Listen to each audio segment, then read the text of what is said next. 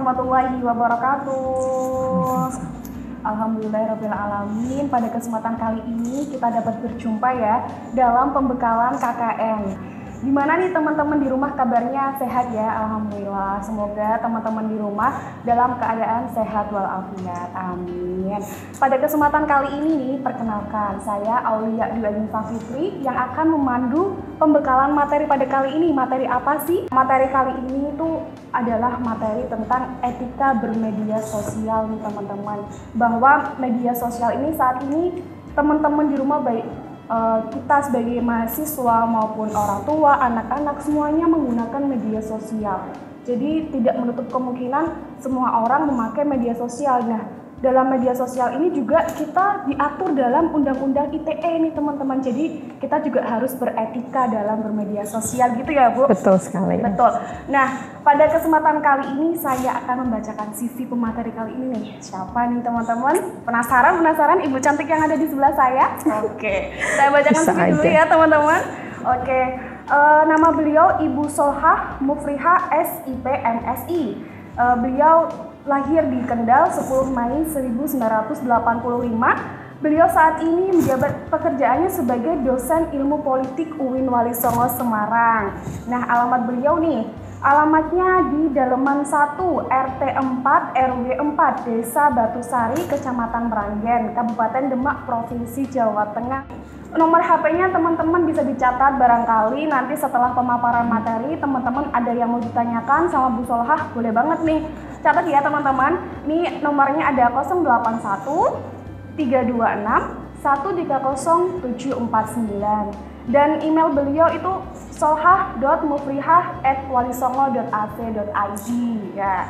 Nah nih, beliau itu pernah berpendidikan di S1 Ilmu Pemerintahan FISIP. Wah, alumni Undip nih, bukan alumni UIN Wali Songo Semarang, alumni Undip Semarang. S2 di Ilmu Politik FISIP Undip Semarang dan sekarang menjadi dosen Ilmu Politik FISIP di UIN Wali Songo Semarang. Beliau juga sudah mengeluarkan hasil-hasil penelitiannya nih. Beliau sudah pernah meneliti karya tulis.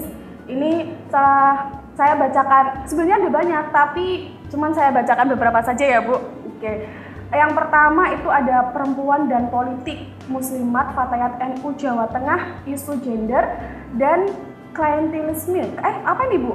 Klientelisme ya, di Pemilu 2019.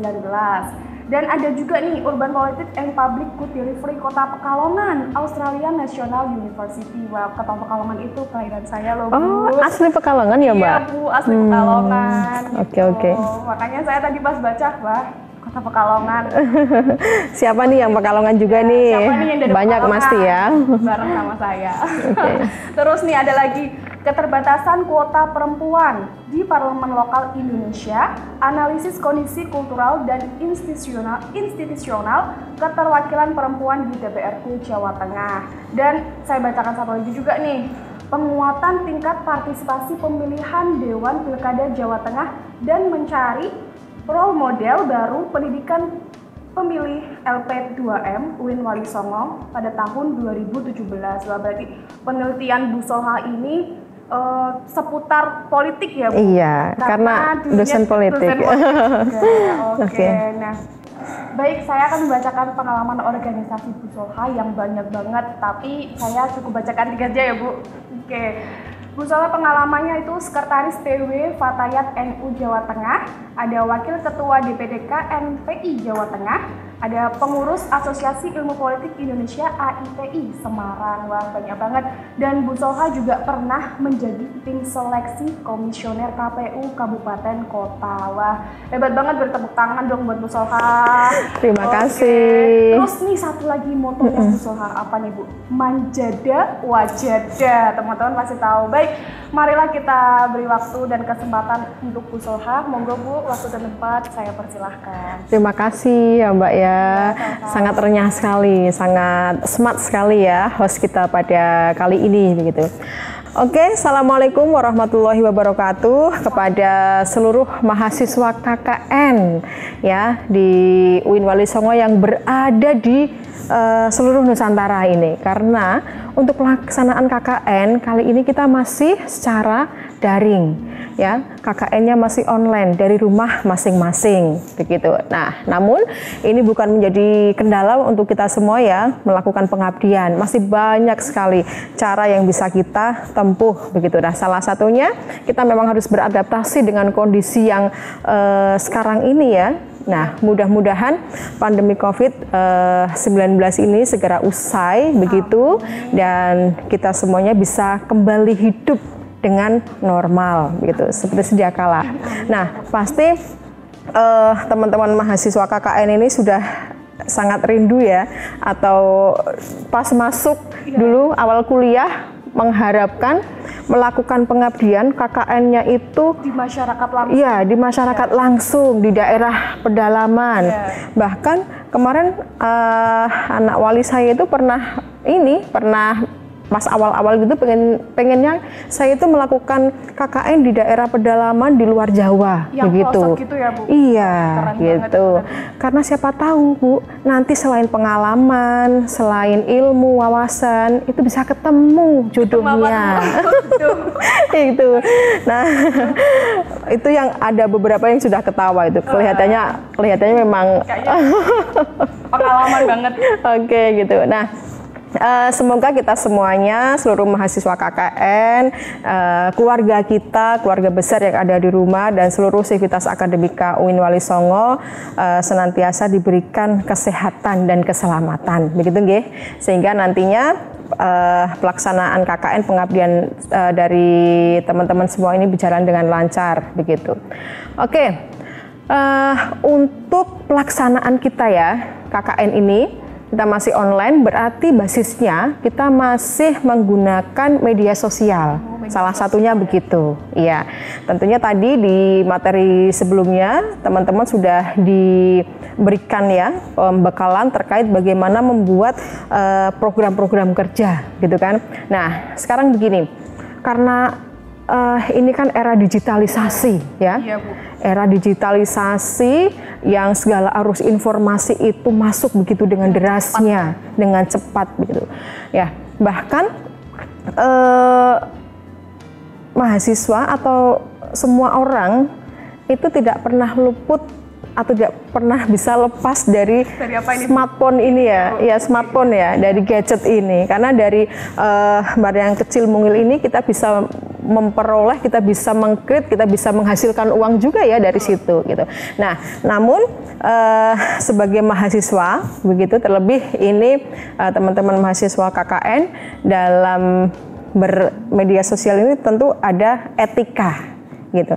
Ada beberapa hal yang harus kita perhatikan gitu.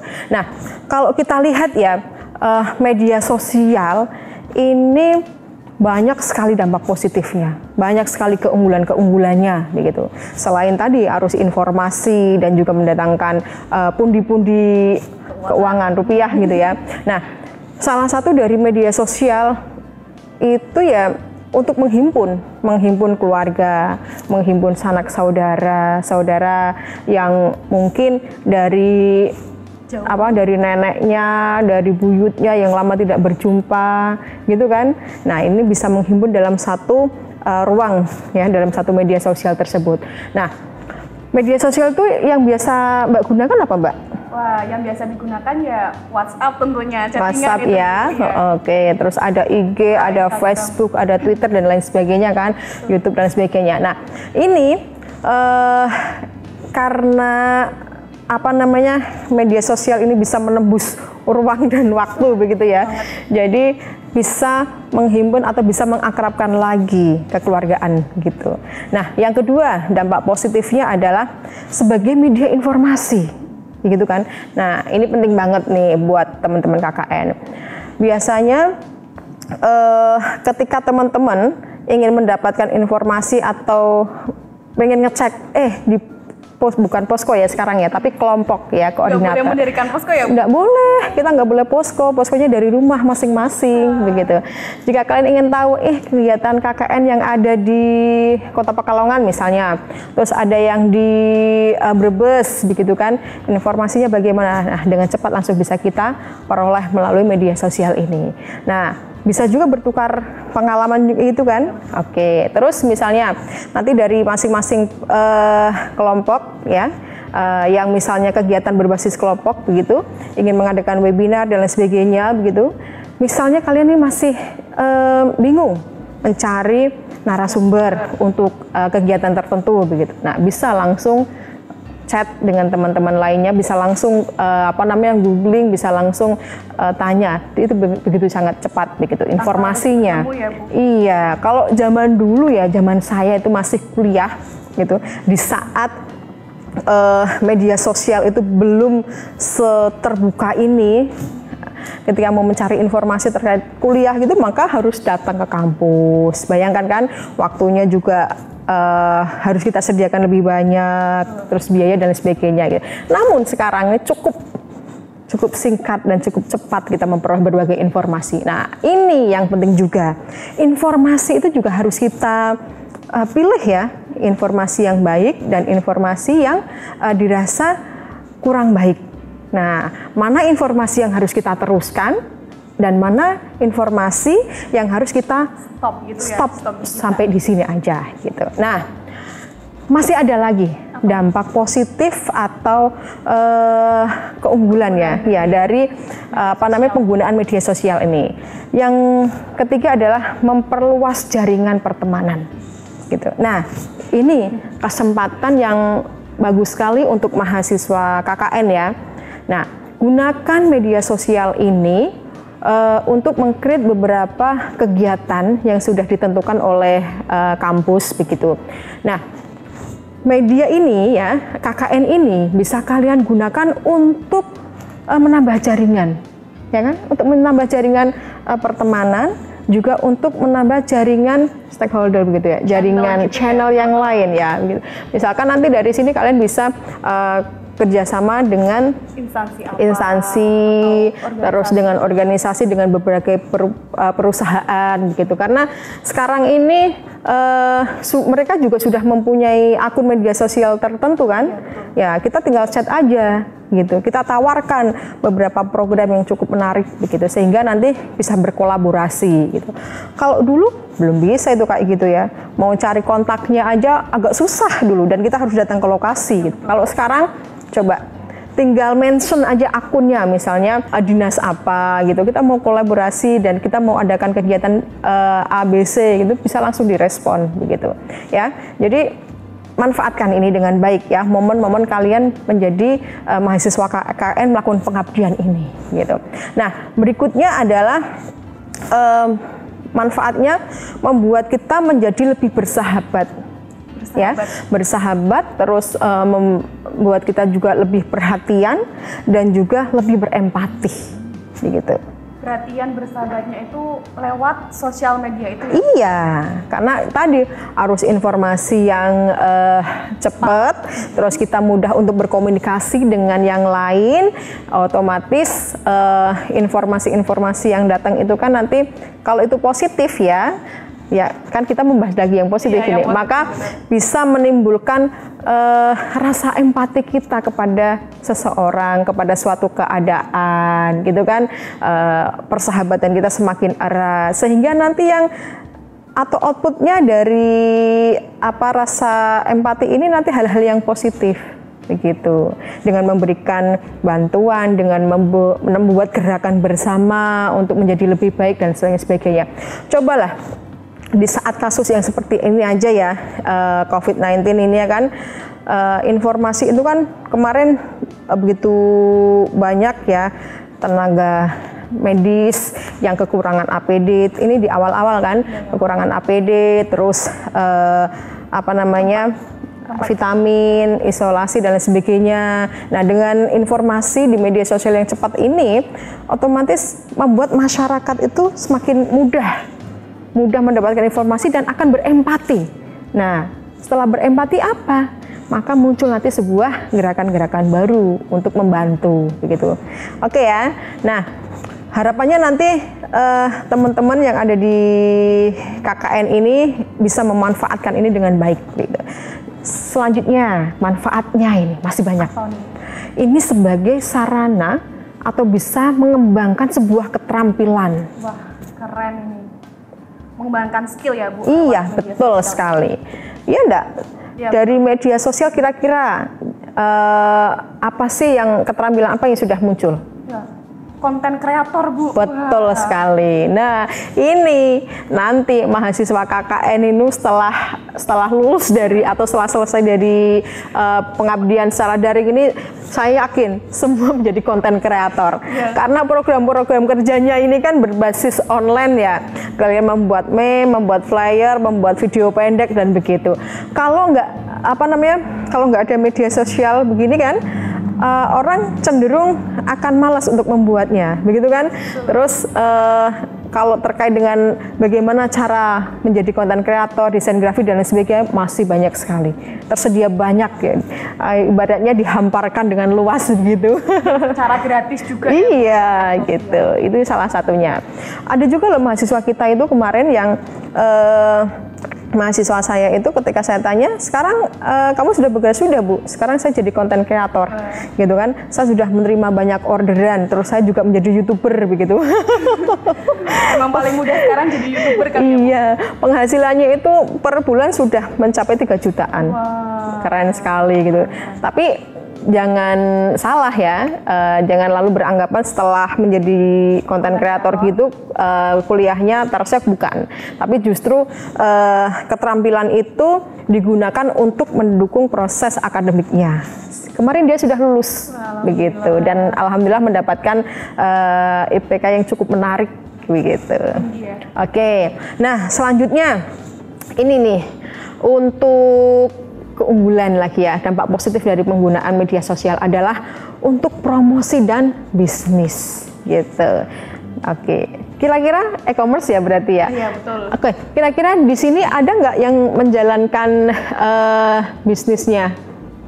Pasti ada Bu, pasti. Ada ya, mulai dari apa ini? Apa pulsa nih Bu? Pulsa. Oke, terus? Terus kayak kan kalau dari saya kan KPI nih Bu. Banyak teman-teman tuh yang vektor. Oke, nah desain, banyak banget ya. Saya juga sering ditawarin oleh beberapa mahasiswa, Bu, ini Bu, all shop saya gitu. Oke, cukup menarik sekali dan media sosial ini tidak hanya kita gunakan untuk hanya sekedar chat, hanya sekedar berbagi hahaha, bukan. Tetapi banyak sekali keunggulan atau banyak sekali hal-hal positif yang bisa kita manfaatkan. Salah satunya bisa menghasilkan rupiah ya gitu.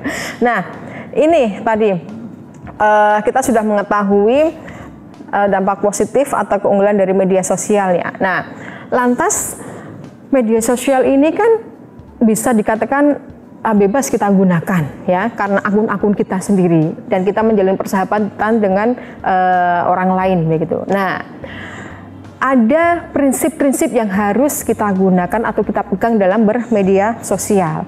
Agar apa? Media sosial yang kita gunakan ini tidak mendatangkan madarat, tidak mendatangkan hal yang merugikan, kemaksiatan bagi kita sendiri, begitu ya. Sepertinya kita sudah bisa cukup melihat banyak contoh ya, yang hanya karena jarimu, begini kan, jarimu itu bisa menjebloskan gitu ya, menjebloskan ke Hotel Prodeo. Kalau dulu itu mulutmu harimaumu, sekarang bergeser. Sekarang jadi apa Bu? Jarimu harimaumu. Iya, gitu. Nah, untuk itu teman-teman mahasiswa KKN harus memegang teguh ya prinsip dalam bermedia sosial. Yang pertama adalah true. Ini ya, benar ya, kebenaran bahwa informasi yang masuk atau informasi yang kita sampaikan ini dipastikan kebenarannya ya. Atau ketika kita ingin menyampaikan kabar sesuatu itu harus benar dulu. Ini Bu, ada istilahnya nih Bu. Saring sebelum sharing Bu. Oke, saring dulu ya sebelum sharing, itu benar. Jadi ditabayunkan kalau bahasanya Win ya, ditabayunkan terlebih dahulu. Yang perlu menjadi tagline kalian ini adalah posting yang penting ya, posting yang penting. Jangan yang penting posting. Ini untuk diri kita semuanya ya. Ya betul, jadi betul. pengen dibilang eksis gitu, yang penting saya posting tiap hari, entah kabar apapun itu jangan. Tapi prinsipnya adalah posting yang penting, ya, jangan yang penting posting gitu. Nah, tadi terkait dengan kebenaran, ya, valid apa tidak, ya, akurat apa tidak informasi yang kalian terima dan informasi yang akan kalian share, begitu. Misalnya, nah, di tengah kondisi yang tidak menentu ini kan, ya, Bu, di COVID ini banyak sekali kan informasi-informasi hoax kan. Betul. Mulai dari COVID-nya sendiri, terus mulai dari penanganannya dan lain sebagainya, gitu. Nah, ini yang perlu kita amati, harus kita teliti dengan baik sekali ya. Misalnya lagi nih ada informasi yang berkaitan dengan KKN misalnya, jangan langsung kalian share, tanyakan dulu, konfirmasi dulu kepada DPL. Nah, kan ada DPL kan, konsultasi dengan DPL, Pak ini kok ada informasi kebijakan misalnya dari kampus begini-begini, benar apa tidak, konfirmasi ke DPL. Ya, cari, ini adalah prinsip yang pertama adalah true ya. Nah, yang kedua, prinsip dalam bermedia sosial adalah helpful. Ya, nah teknologi ini ya atau media sosial ini hendaknya digunakan untuk kebaikan, Mbak. Betul. Ya, untuk kebaikan, untuk kemanfaatan, baik untuk diri sendiri dan juga orang lain. Begitu. Dari prinsipnya media sosial ini digunakan untuk kebaikan diri sendiri dan orang lain. Contohnya Bu, kayak apa nih, Bu? Bukan hanya untuk kita aja, tapi harapannya adalah untuk kebaikan seluruhnya. Tadi kita memposting sesuatu yang baik, ya kan? Kita harus berpikir dulu ketika saya memposting kabar A memberikan dampak psikis untuk yang lain apa tidak? Ya, betul itu. Gitu kan? Jangan sampai asal posting share begitu ternyata itu menyakiti hati orang lain, gitu kan? Menyinggung kelompok KKN yang lain begitu. Sindir-sindiran itu Bu. Wah. Nah, itu tuh sindir-sindiran apa? Itu juga harus dihindarkan begitu ya. Jadi gunakan media sosial ini untuk membangun kebersamaan. Intinya kita cerdas bersama, pintar bersama, sukses bersama gitu ya. Oke. Jadi pikirannya jangan hanya untuk diri kita sendiri. Nah, selanjutnya prinsip dalam bermedia sosial adalah ilegal. Ilegalnya itu gimana? Nah, informasi di media sosial ini kan banyak sekali ya, banyak dan dari mulai tulisan, konten dan sebagainya, banyak quote-quote yang menarik begitu. Nah, ini ketika teman-teman ada sebuah quote misalnya, ada sebuah tulisan yang menarik gitu kan, jangan asal di copy terus kita pasang ke status kita, enggak, tapi sebaiknya dicantumkan siapa yang nulis. Oke, betul ya, sadari sumbernya. Kalau di IG itu kan ada repost gitu kan, nah itu cukup bisa membantu bahwa ini adalah karya tulis dari A, B, C gitu kan. Nah, tapi kalau hal yang lain ini baiknya kita sertakan bahwa kita sadari adanya hak cipta, ya, cantumkan nama kreatornya begitu.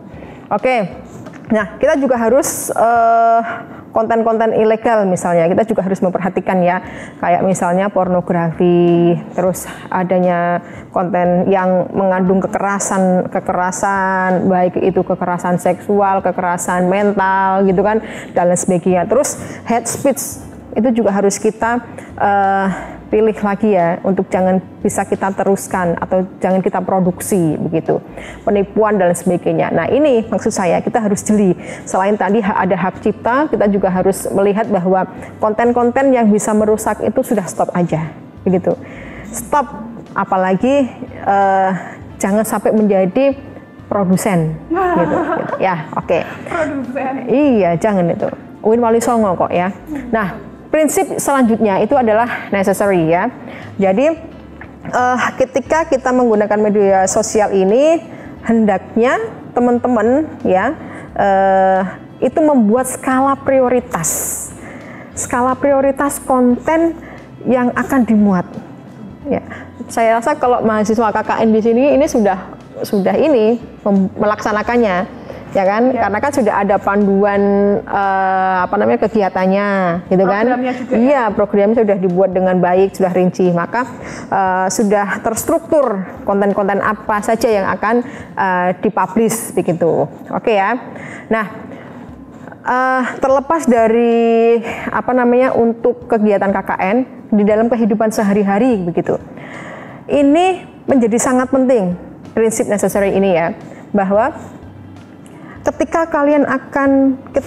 kita akan nge-share quote, kita akan nge-share isi hati, curhatan misalnya begitu, kita harus mikir kira-kira apa yang saya tulis ini 5 tahun ke depan, 10 tahun ke depan ini membuat saya tersandung apa tidak, gitu, ya kan? Iya, betul. Nah, di sebuah perusahaan itu sudah menerapkan salah satu untuk merekrut pegawai, merekrut ASN itu adalah tracking atau melihat track record di media sosial, gitu. Ya, iya, jadi kalau 5 tahun belakang kalian itu sering mengeluarkan hate speech, menghasut, secara otomatis nanti akan di blacklist oleh perusahaan tersebut.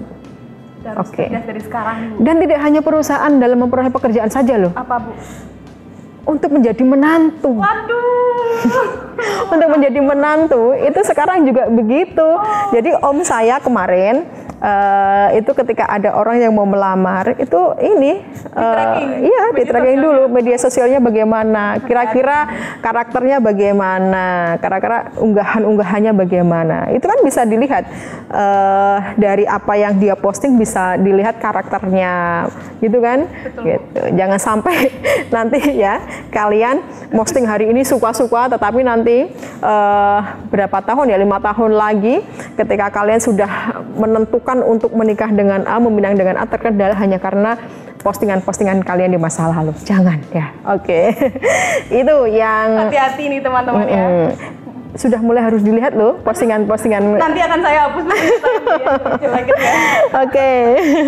Nah, prinsip selanjutnya ini adalah kind ya. Jadi kita harus memperhatikan jenis konten yang positif, yang tidak melukai ya perasaan orang lain atau melukai perasaan organisasi atau sebuah perusahaan begitu. Nah, ini yang perlu kita cermati semuanya begitu. Oke ya. Lalu hal yang penting juga ini Mbak, bagaimana kita bisa bermedia sosial dengan baik. Nah, ternyata ada panduannya. Iya. Nah, panduan yang pertama adalah teman-teman ini harus menjaga privacy. Ya, privacy itu apa? Seperti yang tadi saya katakan di awal, ya. Teman-teman ini tidak mudah memberikan data diri ke sosial media. Misalnya begini. Mungkin dianggap sepele ya, kita memfoto KTP, ya kan, memfoto KTP terus di-share ke Twitter, ke FB misalnya, atau kalian misalnya ada tiket penerbangan dan sebagainya, nah itu di-share gitu. Sebaiknya jangan ya. Kalau yang terbaru ini kan ada vaksinasi kan, kita vaksin pertama, vaksin kedua. Nah, karena rasa bangga atau rasa senangnya kita ini, kita sudah divaksin begitu, lalu kita foto kan, terus kita pasang jadi status atau di medsos gitu kan. Nah, itu sebaiknya ketika kita memposting hal-hal yang terkait dengan data diri itu di-blur atau dicoret. Ya, begitu. Jadi harus kita batasi memang. Karena apa? Ini sangat berbahaya ya. Betul. Bisa juga nanti data diri ini ya digunakan oleh orang-orang yang tidak bertanggung jawab. Betul. Masih ingat kan? Kasus ya. Banyak kasus kan, ada akun FB, akun IG, bahkan sampai WA itu juga dibajak oleh orang lain, begitu. Nah, salah satunya ternyata ini kita kurang menjaga privacy di media sosial, gitu. Nah, yang kedua adalah menjaga keamanan akun. Ini yang penting, ya. Saya rasa di sini teman-teman mahasiswa KKN ada nggak yang pernah WA-nya atau FB-nya kebobolan gitu, pernah nggak ya? Mungkin kalau WA itu jarang ya Bu, kalau FB mungkin sering kebobolan. Nah ini yang harus dijaga dengan benar adalah keamanan akun. Usahakan kalau kita membuat password atau kunci itu yang sulit untuk ditebak. Hindari password itu tanggal lahir, gitu kan. Terus nama diri gitu. Sebaiknya di double kunci begitu ya. Di passwordnya itu di double begitu. Nah, terus berikutnya panduan dalam menggunakan media sosial adalah hindari hoax. Kita ini sekarang hampir-hampir ini ya susah membedakan mana berita yang sungguhan, mana berita yang hoax, ya kan? Karena bersama ya Bu. Iya, karena seolah-olah ada campaign kan, ada kampanye yang memang sengaja kalau dalam ilmu politik gitu ya, itu memproduksi akun-akun fake news gitu, berita-berita hoax begitu, untuk tujuan tertentu begitu. Nah ini seperti yang tadi saya katakan, ketika teman-teman mahasiswa mendapatkan informasi yang itu cukup sensitif itu, tabayunkan dulu, tanyakan dulu ke DPL masing-masing ya, tanyakan dulu, cari sampai benar-benar itu tervalidasi gitu. Kalau kalian merasa bahwa berita ini masih 50-50 benar apa tidak, cukup berhenti di kalian. Jangan disebarkan. Dengan kalian nge-share ya ke grup, ke teman-teman, ke yang lain, itu sama aja dengan kalian ikut menyebarkan berita hoax itu. Yang seringnya itu Bu, kayak pulsa gratis itu. Nah, benar sekali kan? Kan kita sebagai mahasiswa nih, pulsa gratis atau kuota gratis kan, padahal itu nggak tahu kebenarannya, itu padahal udah jelas-jelas hoax tapi kita share. Oke, biasanya bahasanya itu dengan share ini ke 5 grup, 10 orang. Nah, sekarang pikir secara rasional aja ya, masa sih segampang itu kita mendapatkan uang begitu atau mendapatkan pulsa gitu. Nah, jika sudah tidak cukup rasional, langsung hentikan di kita saja, tidak usah di-share ke yang lain. Karena dengan nge-share itu kita termasuk orang yang menyebarkan berita hoax, gitu ya. Dan tabayun. Kalau dalam hal KKN ini berarti ke DPL atau ke DPKKN. Oke, selanjutnya share konten positif. Nah, kalau saya rasa ini mahasiswa KKN karena program-program kerjanya sudah tersistematis dengan baik, maka akan nge-share konten-konten itu yang positif juga. Dan pastinya programnya positif juga. Oke, dan juga kreatif begitu. Nah, kreatifnya itu tentu bermanfaat untuk masyarakat secara luas begitu ya. Oke, terus untuk bermedia sosial itu kita juga harus menggunakan seperlunya. Ya, menggunakan seperlunya. Ini penting sekali. Jangan sampai kita menjadi kecanduan. Kebebasan gitu ya biasanya. Seakan-akan kalau dulu itu ada ungkapan tanpamu saya tidak bisa hidup. Kalau sekarang tanpa media sosial saya kehilangan arah. No, ya jangan seperti itu. Oke. Oh, Mbak, kalau habis bangun biasanya ngapain? Aduh Bu, kalau saya kebetulan kan kalau di kos nggak ada jam dinding Bu. Saya lihat jamnya lewat HP nih Bu. Oke. Yang dicari HP. Yang dicari HP itu kita melihat jam atau mengamati status dari WA seseorang. Ya, kita ngelihat jam terus ada notif, gitu. Oke, gitu ya. Iya. Nah, ini memang kehidupan sehari-hari kita ini tidak akan pernah lepas dari gadget media sosial ya. Namun yang harus kita perhatikan adalah gunakan seperlunya agar kehidupan kita ini menjadi lebih produktif seperti itu ya. Oke. Nah, setelah kita tadi membicarakan terkait panduan ya kan, terus ada pedomannya, kira-kira apa nih hal-hal yang pantang untuk dilakukan di media sosial? Apa nih? Tanya saya nih Bu. Kira-kira apa nih Mbak? Yang pantang itu ya hati-hati yang pertama. Harus hati-hati ya. Terus kita tuh kalau nge-share foto ya seperlunya. Kan Oke. kita juga anak UIN nih. Oke, jadi data yang cewek-cewek. foto itu juga termasuk data pribadi kita ya. Jangan hasrat selfie, ya kan, hasrat berfoto itu memang kenceng begitu kan. Udah hanya cewek sih semuanya itu ya Semuanya. untuk berfoto Cowok itu. juga ya. Nah, ini yang harus kita perhatikan. Nah, pantangan yang harus kita perhatikan ya dalam bermedia sosial adalah ini, curhat ya. Pantang untuk curhat masalah pribadi. Jangan terlalu, kalau curhatannya itu untuk membangun, untuk memberikan motivasi, begitu is okay. Tapi kalau dikit-dikit kita curhat, "Hai guys, aku lagi di sini, saya lagi bete," dan sebagainya. Nah, itu kan menjadi hal-hal yang tidak penting sekali ya. Maka seperti yang saya katakan bahwa apa yang kita produksi hari ini, apa yang kita share kita hari ini, itu 5 tahun ke depan itu menjadi bahan pertimbangan bagi perusahaan, bagi tempat kerja yang akan kita lamar atau bagi mertua, begitu, calon mertua, gitu ya. Terus yang kedua, hindari konten-konten atau komentar-komentar atau tulisan yang itu bisa memulai konflik, begitu ya. Oke, terus kita ini kan sering melihat ya perseteruan antara A dan B, begitu kan? Karena ini tadi dia memancing-mancing komentar, bahkan tak banyak juga artis yang berseteru hanya karena lewat komentar media sosial kan. Nah, itu menjadi contoh yang jelek ya, jangan kita tiru. Terus yang ketiga ya, hindari untuk bersikap terlalu ekstrim. Ekstrim dalam hal apa ini, Bu?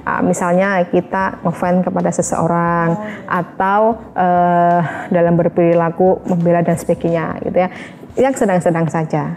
Nah, selanjutnya berbagi foto terus video itu juga seperlunya. Hindarkan nge-share foto video yang dirasa itu tidak pantas, apalagi foto-foto atau video dari akun pornografi, kekerasan, gitu kan, penipuan dan sebagainya. Itu cukup berhenti aja ketika kalian mendapatinya. Stop sampai di situ. Nah, selanjutnya lagi adalah pantang bagi kita untuk menjelekkan orang lain, ya, menjelekkan orang lain, menjelekkan institusi, lembaga, organisasi dengan menyebut atau tanpa menyebut nama mereknya, begitu ya. Tanpa menyebut juga bisa ya, Bu? Bisa sebenarnya, karena itu kan nanti bisa membuat pembaca itu menginterpretasikan, ya kan? Ya, sehingga nanti timbullah, oh, jangan-jangan yang dimaksud adalah perusahaan A, oh, jangan-jangan adalah lembaga A, B, C dan gitu. Nah, itu nanti bisa menimbulkan fitnah, begitu, ya. Nah, itu saya rasa hal-hal yang harus kita pegang ya untuk seluruh mahasiswa KKN, begitu. Nah, bermedia sosial itu menjadi sebuah kebutuhan ya untuk kita semuanya. Oke. Nah, tapi yang harus kita lihat adalah ada 3 prinsip dalam mengunggah konten di media sosial.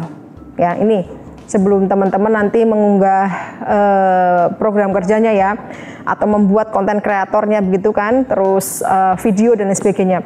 Ini yang harus diperhatikan, bahwa apa yang teman-teman produksi, apa yang teman-teman kalian share, itu paling tidak yang pertama tidak merugikan diri sendiri, ya, tidak merugikan sendiri-sendiri. Jangan sampai nanti karena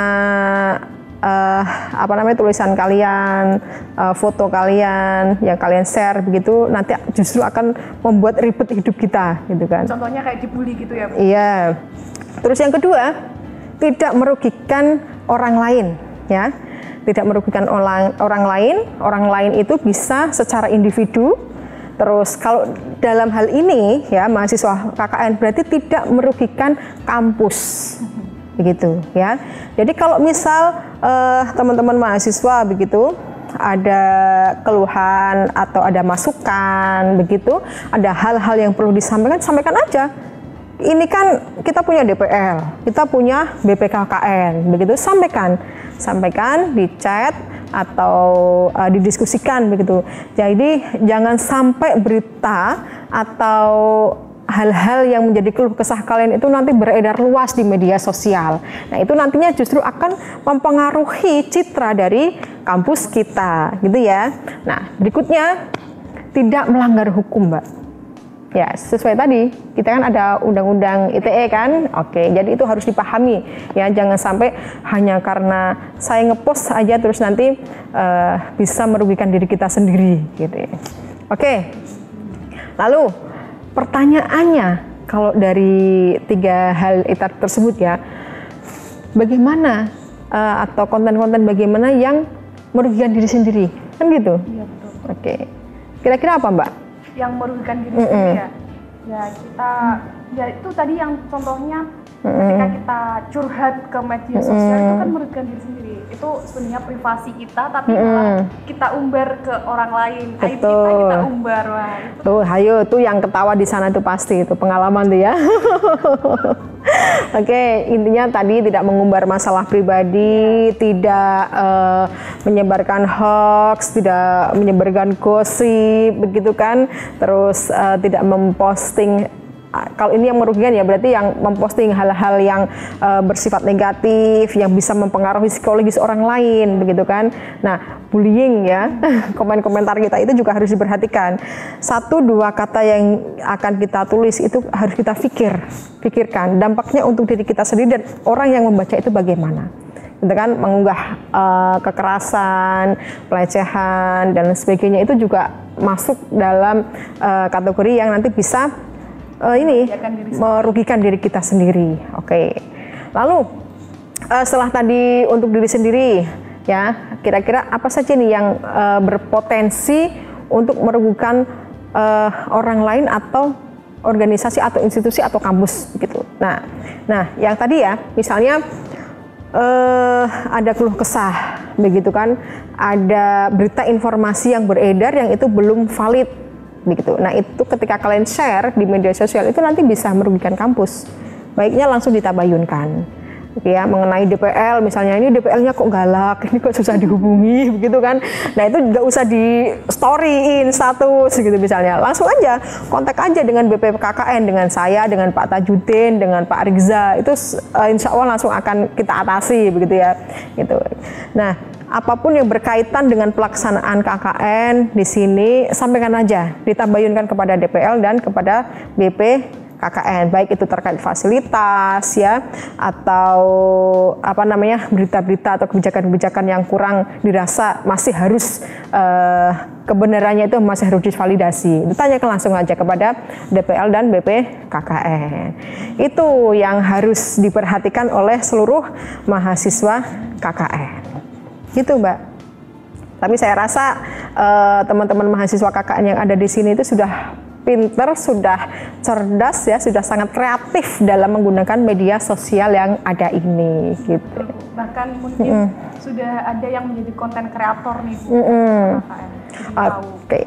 Jadi prinsipnya dalam bermedia sosial itu kita harus memanfaatkannya dengan kreatif ya, dengan bermanfaat, inspiratif ya, terus senantiasa memberikan pesan damai ya, menyejukkan begitu, bukan yang provokatif, dan juga memberikan pesan-pesan yang itu penuh dengan makna syukur begitu, sehingga apa yang kita posting, apa yang kita sampaikan di media sosial itu bisa menginspirasi ya kan, bisa mensupport siapa saja yang membaca. Nah, ketika itu sudah kita lakukan, maka energi positif itu akan mengalir ke semuanya. Insya Allah nanti kemanfaatan dari media sosial yang kita gunakan itu menjadi jariah, begitu kan? Jariah kebaikan kita untuk kehidupan yang ada di Indonesia ini. Itu yang bisa saya sampaikan. Semoga untuk mahasiswa KKN ini bisa lebih kreatif, lebih berinovatif ya, menggunakan media sosial ini dengan baik dan cukup bijak begitu. Sama bijak. Udah Ibu? Oke, terima kasih Bu Solfa atas pemaparan materinya tentang etika bermedia sosialnya. Teman-teman tadi sudah banyak sekali yang dipaparkan oleh Bu Solfa ya. Nanti ketika teman-teman ada yang mau bertanya, silakan bisa di kolom komentar ataupun teman-teman bisa menghubungi langsung Bu Solfa ya Bu. Oke, bisa chat. Chat. Ya. Tadi kan sudah saya sampaikan nomor HP-nya ya, kontaknya ya. boleh banget di chat Bu Solhah ini. Nah, ini juga Mbak Apa harus itu, Bu? saya sampaikan juga dalam chat gitu ya, dalam WA berkomunikasi tulis gitu dengan TPL, dengan dosen atau dengan orang yang lebih tua dengan kita ya, yang kita hormati, itu juga ada etikanya. Diusahakan ya ngechatnya itu tidak pada jam istirahat, misalnya jam 12 malam itu ngechat, itu juga saru ya. Jadi ada etikanya. Terus ketika kita mau ngechat ya, usahakan ada salam sapa dulu, assalamualaikum, terus dengan memperkenalkan diri, saya Fitri dari kelompok A yang KKN di mana, begitu ingin bertanya, begitu ya. Jadi ada etika-etika untuk kita menyampaikan sesuatu, begitu Mbak.